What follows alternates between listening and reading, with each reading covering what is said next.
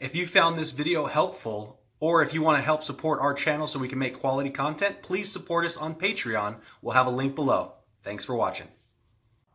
Today we are installing a garage storage unit 4x8, and I'm going to show you how to install it by yourself, one person. What you want to do is you want to take a ladder, you want to put it in the center of the fixture.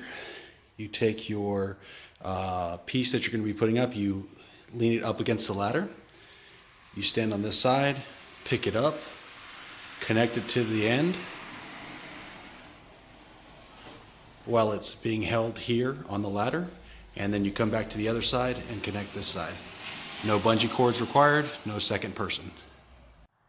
First, stand it up, then connect it to one side. You want to go ahead and put the screws in each one of those to make sure that it's secure. Then you connect it to the other side, put the bolts in there, and then connect the center. And there you have it. Quickly and easily install a garage storage unit by yourself with one person just by using your ladder. Hopefully this was helpful.